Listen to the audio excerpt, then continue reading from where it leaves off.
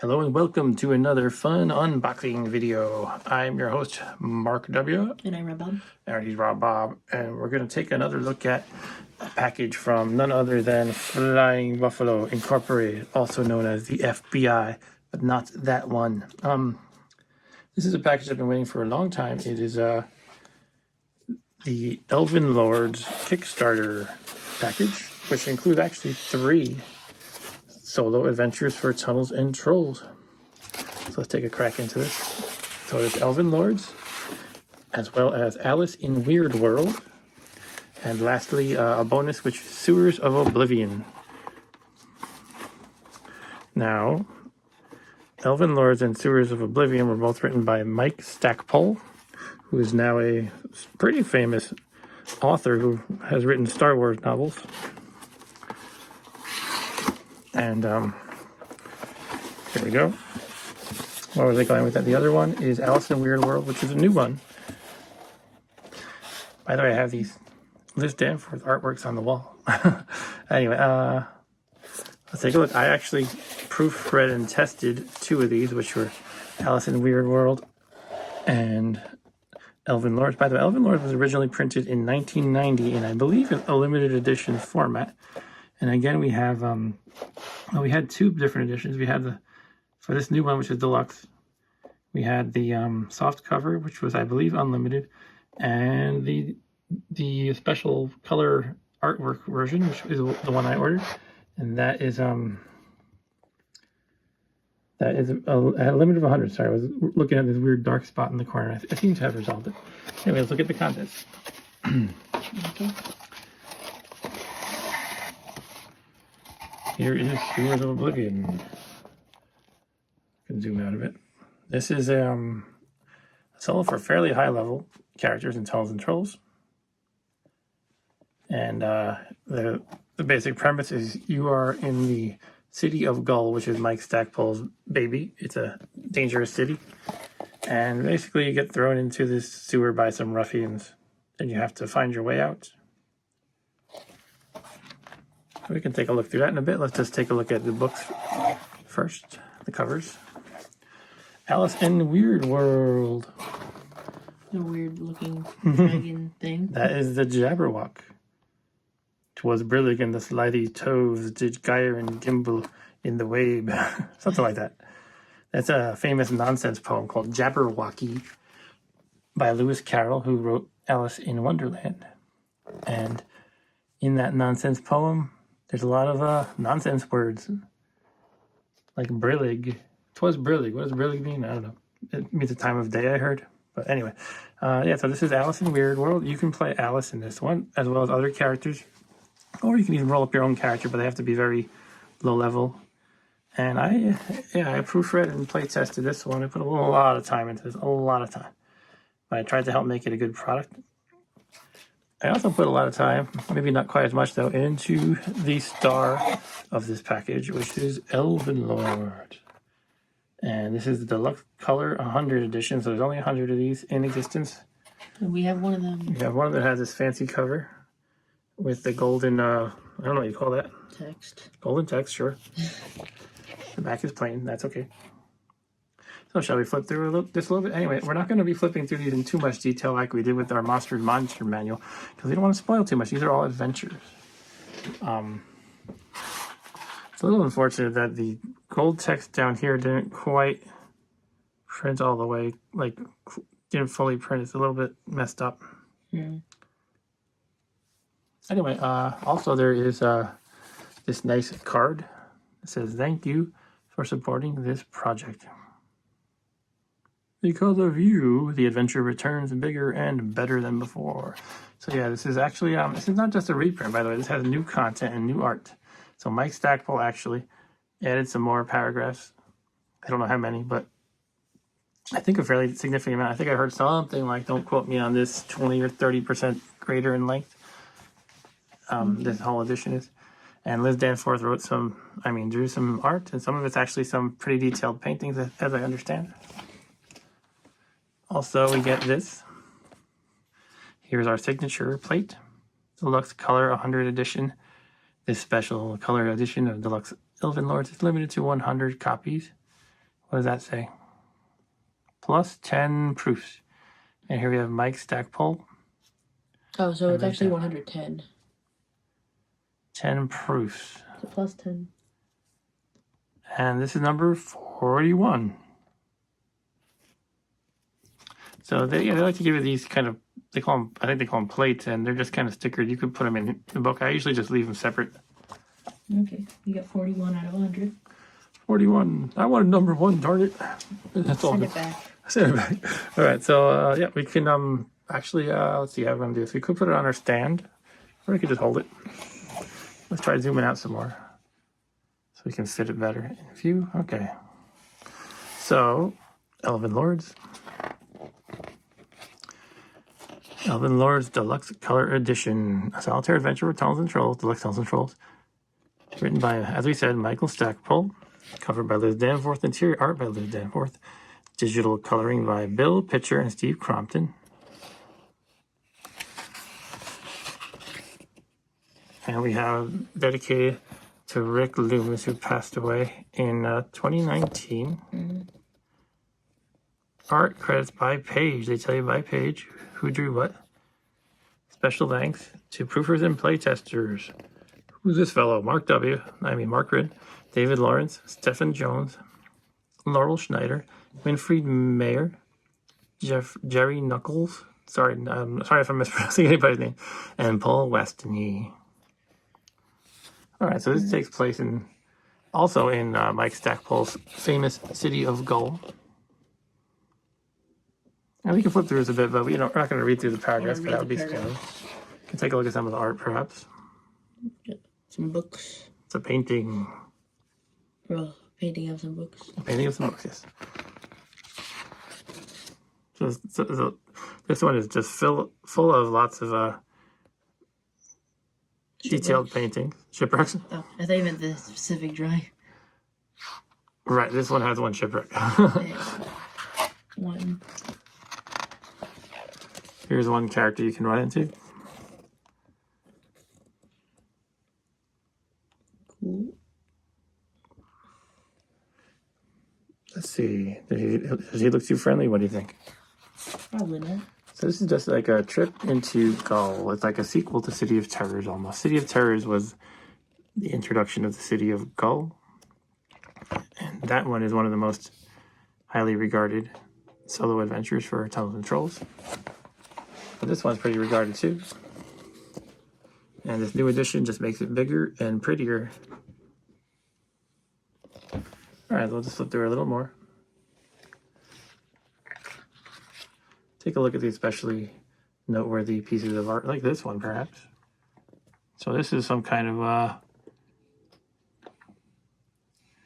trying to think of that, like a manticore-like creature or chimera, or whatever it is. It has a snake tail, and otherwise it looks kind of feline. And who's this fellow fighting him, an orc? A guy with like some weird hammer. It's a hammer man with a mohawk. Hammer orc.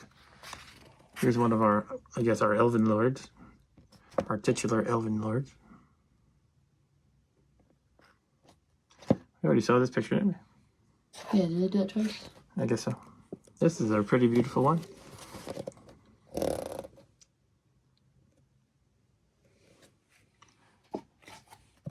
So when I was testing this, there's many paths you can take, and some of them are quick in and outs of the adventure. Just you try to do one little thing and leave. Some of them are more in depth.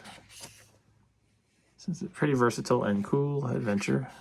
One thing I heard was that, I think I heard this, please correct me anyone if I get it wrong, is that Liz Danforth actually wrote some, I keep saying wrote, drew some new artwork for the purpose of Mike Stackpole writing the new material in accordance to that. In other words, say she drew a red dragon or something, and then he would draw a scenario within the adventure where you could find a red dragon. But apparently they didn't quite sync up. So what happened is she had to draw more art later to match the stories that Mike wrote.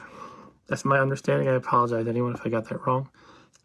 And basically, that kind of delayed this project quite a bit.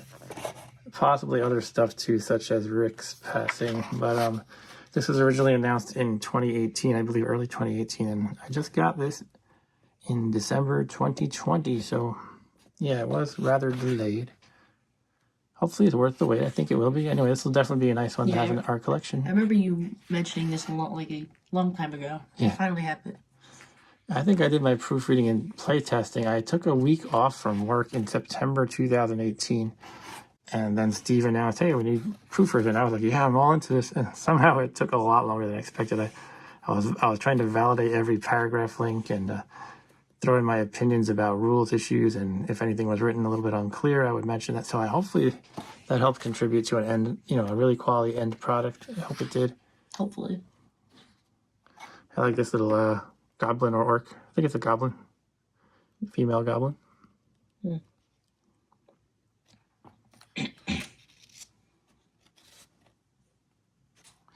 So it has quite a number of paragraphs, definitely longer than the average Tunnels and Troll adventure. Yeah, 250 is a lot. Well, we're still counting. We're probably going to get to about 300. Well, then again, these ones don't really have, it doesn't look like they have A, B, or C. Sure. But still, it is a lot more. Oh, here's a bonus Danforth paintings in the back. That is me. Sorry? Is that a me? A me? Looks like a me at the top right. Oh, it looks like it. Yeah, that is a me, I think, from Wii, basically. So who is this here? I'm just looking at this. This one's called Dusk and Twilight. This is just freebie art in the back, I guess. So I guess it was about 250 paragraphs. And here's our mini rules that a lot of the adventures come with these days. Just so you can jump into it quick. It doesn't have every detail, but just lets you jump into it pretty quick.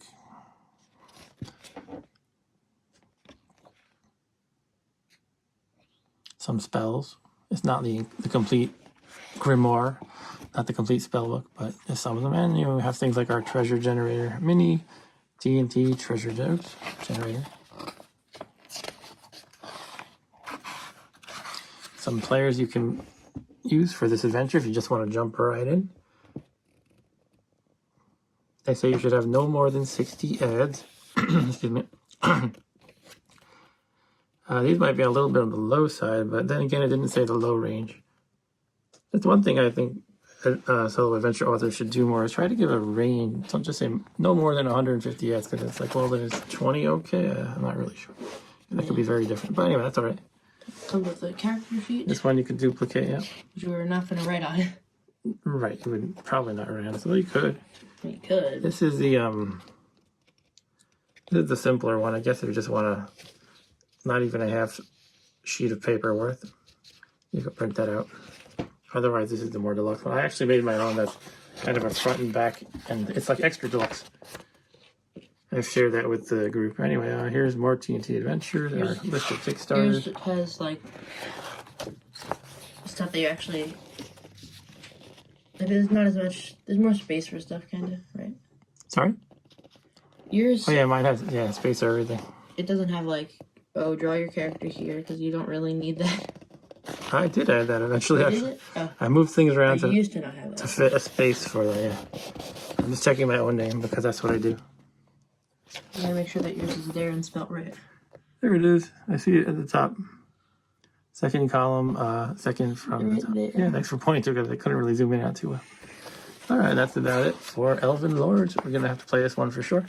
I'll let you make the decisions, though, because I kind of know a lot of it from my testing. Yeah, I'll probably be playing. Still, I've forgotten a whole bunch of it, so it would probably be fair. But anyway, that's a peek at Elven Lords. Alice in Weirdworld. Alice in Weirdworld. Some of this art is actually from, I can't remember the artist's name, but there's an artist who drew these pictures like the Jabberwocky and other stuff for Alice in Wonderland way back in the day. And I guess it's all public domain now, so Flying Buffalo was able to borrow some of that and incorporate it into other works. Like, these are definitely not originals from Flying Buffalo or anybody that they paid. These are public domain. So this is another one I put a ton of time into. It needed a lot of, I tried to help get into as good shape as possible. And I even helped balance the game by, But one thing in Elven Lords is when you play with like really low level characters, a little tweak here and there can make a huge difference in their survivability, or if they like totally mash everything in their way. So I help them balance out the characters and as well as the monsters. Some of them were, some of them need help. Here's Alice herself. I would say that you should feel free to adjust ads as you please, though. It's your game. And if you find it too hard, if you just give, say, Alice 2 more ads, you might find she's a lot tougher. Just because we're talking very low level stuff. Anyway, to show off my credit again, here we go. Playtest approved by Mark Rinn and Paul Wastney. This is dedicated to Lewis Carroll. Alice in Weirdworld is a Tunnel and Trolls solitaire adventure by Joel Marler, adapted from Lewis Carroll's public domain books Alice's Adventures in Wonderland and Alice Through the Looking Glass. Alright, so we can take another look at basically just the art here. Also, I got signatures, by the way, of, I guess, just Steve Crompton, and this is 64 out of 300. Yes. Sorry? So, there's only 300 copies of this specific one, or? Correct, I think so. Or they only signed 300, perhaps. Maybe, probably just signed. I'm not sure of the answer to that. This is definitely a well-written one. I'm really pleased with it. It has a lot of dialogue, but it's fun. Like, Alice, or whatever character you're playing, encounters all these crazy creatures in Weirdworld. Like, I don't want to give away too much, but things that you would find in Alice in Wonderland. So, you have Tweedledee and Tweedledum, etc. Except I think they're renamed a little bit. No. And, guards and soldiers and various weird creatures like this one here. Like Owl with a crown. Owl with a crown. And a long leg. And there's a whole, like, that might be the Jubber, I'm not sure. But, yeah, you have all these. It's not just like you encounter this, bird thing. Do you want to kill it or not? There's all dialogue and back and forth. So there's a lot of dialogue. And it's fun, though. It's well written and fun. Definitely recommend trying it. And again, if you do find it's a little too hard or too easy, you can just tweak your ads a tiny bit. It'll probably go a long way. That is a tortoise and a hare, I think. I think the tortoise has a pig's head. This is a griffin. And this is what again? The turtle, a tortoise, and a pig or something? Pig tortoise creature? Yes. Yeah, I can't remember quite what that is. I don't know what that is. I'm not quite going from front to back, by the way. Here's our friend. Everybody knows the Mad Hatter and all that. The hair.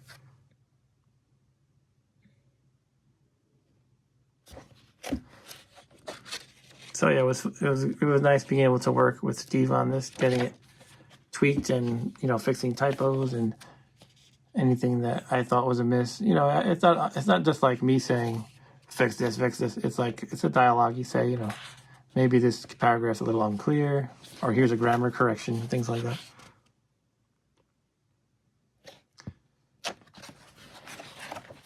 I kind of burnt myself out after doing this one, though, because I put in a lot of hours.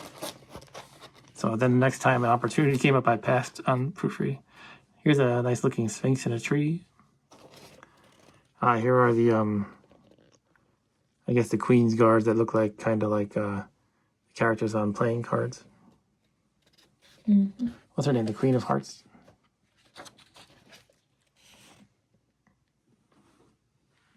I don't even know what those. Yeah. Those like flying chess pieces. Chess pieces. Mm-hmm.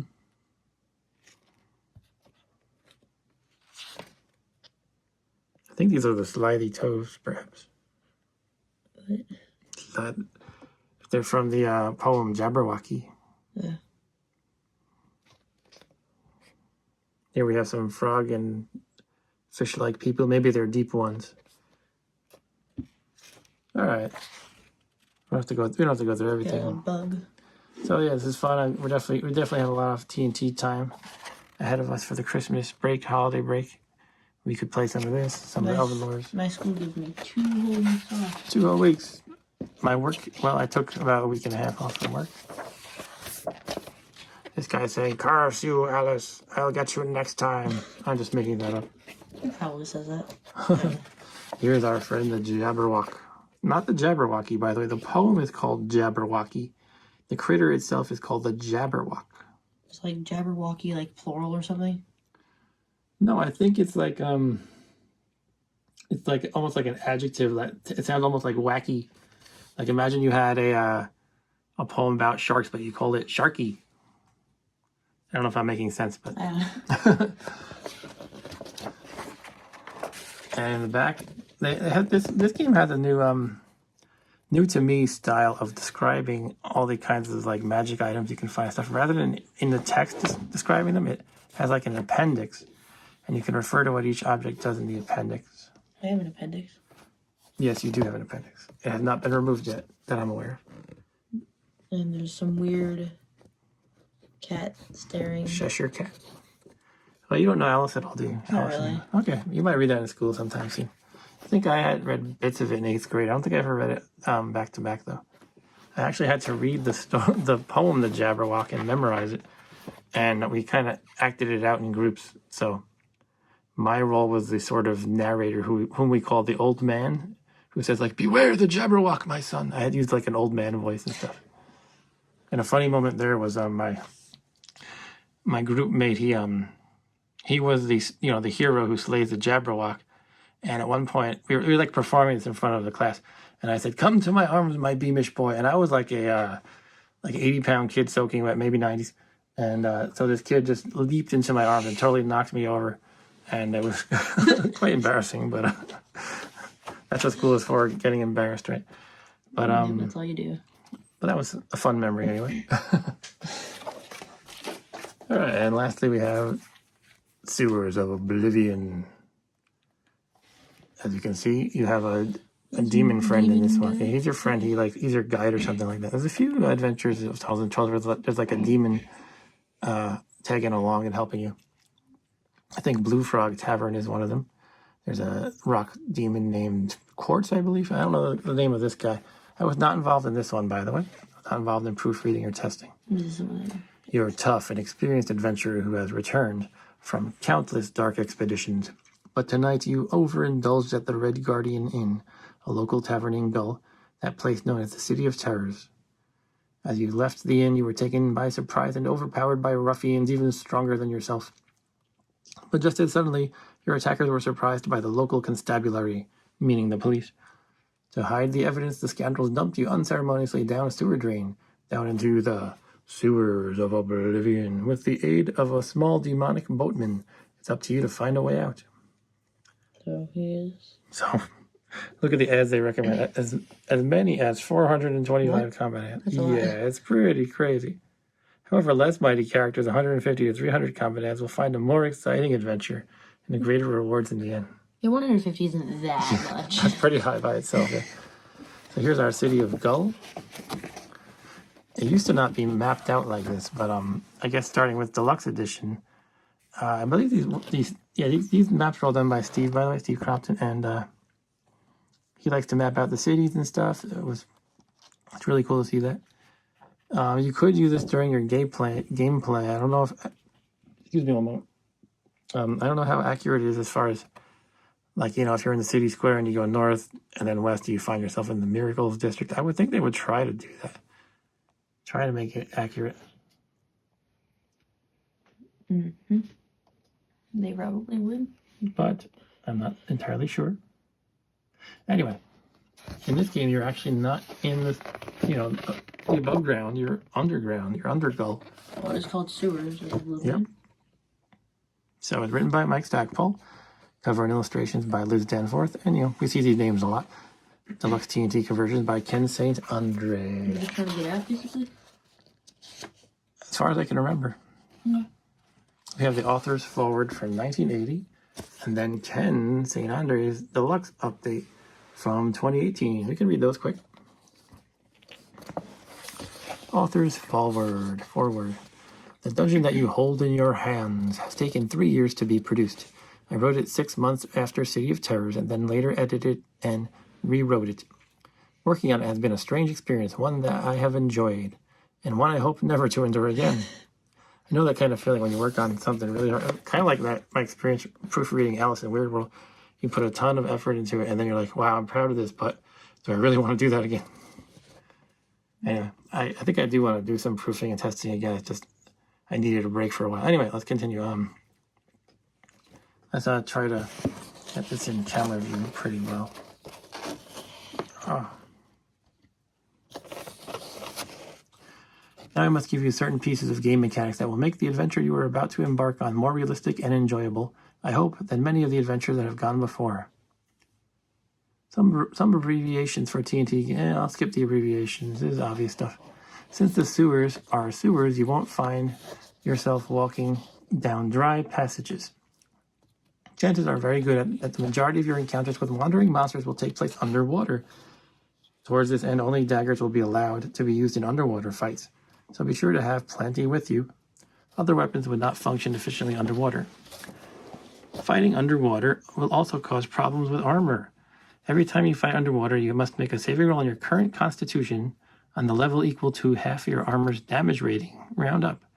This drowning saving roll is used to simulate the effects of armor's weight and constriction of motion on your ability to get to the surface and take in air.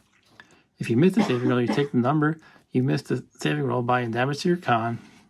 Okay, so each turn you fight in water, you have to do that. So if you have 6 points of armor, you have to make a level 3 saving roll each turn to avoid partially drowning. You don't just all or nothing drown. You can take a little bit of a con damage, I guess. Okay. Poison will not work on these wandering monsters and other creatures. After all, they do thrive in the sewers. Disease also thrives in the sewers, and you would be well advised to check out the Wandering Monster chart. Alright. Any character that is humanoid in form, not larger than 10 feet tall, and of solid body may enter the dungeon. No creature above 7th level or with more than 425 combat heads may enter the adventure. Oh, we've got 10 minutes until stream. Okay, no problem. Mermen need not worry about the drowning saving roll mentioned above, but should roll for wandering monsters each time they dip into the water to replenish themselves. Turn to page 3 on the introduction and begin. Read the introduction and begin. I hope you enjoy your adventures. In the words from Othello, oh, now forever farewell the tranquil mind. You have entered the sewers of Oblivion. Michael A. Stackpole. And we have the update from Ken, and then we'll do a quick flip through, and then we gotta go, as Bob just told me. We have to do our live stream. You can just flip through this. We don't have to read it all verbatim. It was first published in 1980, is now 2018. A few things have changed in the last 38 years. Here's my changes to make this solo more in line with DT&T. I'll just go through the main points. You have 8 attributes now instead of the old 6. Let's get some more light on the subject. You also have talents. We didn't have talents back then, so you can recommend swimming since you are, after all, swimming a lot in this underwater, and even as a lull. That makes sense. The saving roll minimum is now 4 instead of 5. Character level is now no longer determined by adventure points. Yeah, we know that. These are just kind of like deluxe rules rather than anything specific to this adventure, perhaps. Humans get 2 chances at a saving roll. Combat adds are now used, determined from 4 attributes: strength, dex, luck, speed. You don't have negatives anymore. When you are told to make a drowning saving roll, think about the armor you are wearing. If you have no armor, make a first level. Okay, this is... Alright, it says if you have light armor up to full leather, make a 3rd level save. If you have metal like chain or mail, make a 5th level save. If you have plate or anything heavier, make a 7th level save. So I wonder how that jives with the old one. I guess this is the update, probably. Do this instead of the old recommendation. They say basically your best bet is a warrior. NPC equipment table is added to the last page. That being said, I have left Mike's original forward as he wrote it to give you, the player, an idea of how things were back at the dawn of role-playing time. If you have 5th edition rules and wish to play this adventure under them, feel free. You'll find it significantly more difficult that way. Read that, then reread this, then go to the introduction. All right, let's give it a quick flip through. Okay.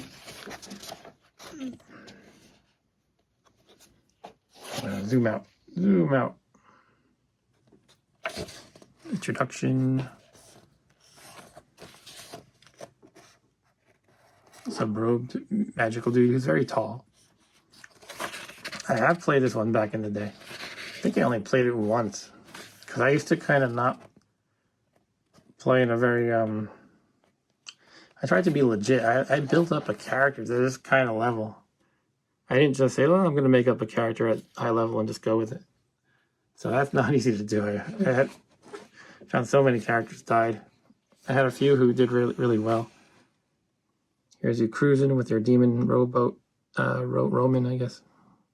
Roman? Oh, I thought you meant Rower. R-O-M-A-N. Guy who rows the boat, I'll put it that way. Boatman. Boatman, that's a good word. I can always tell right from the face that this is a Liz Danforth piece. Alright. Not a ton of art in this one.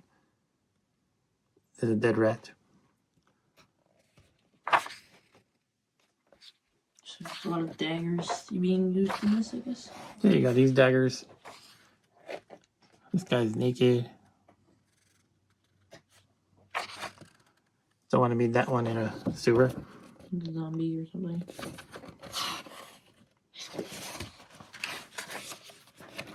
So we'll try to play some of these too, and have another unboxing of something else coming up soon. But this is not Tunnels of Chills related. Anyway, this is the Wandering Monster chart.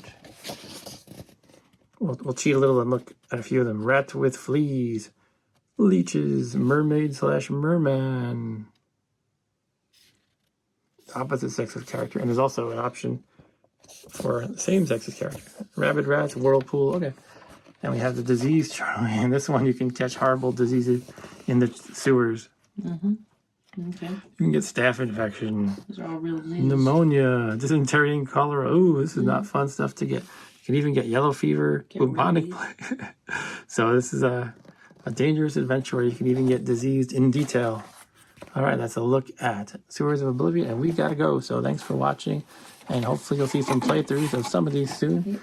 To reiterate, we've got the beautiful Elven Lords Deluxe Color 100 Edition, signed and everything. Happy to have my name in the credits. That was cool. Yeah, Sewers of Oblivion, classic. That's been reprinted. I believe the content is basically the same aside from Ken's note at the front. And Alice in Weirdworld, which is all new. Really cool, has a lot of cool dialogue. And you play a little girl. You can play as Alice. You can also play with a boy. But it's designed for really low-level characters with about 5 heads. And cool. Looking forward to playing with you. Thanks for watching, guys. Goodbye. Goodbye, and take care.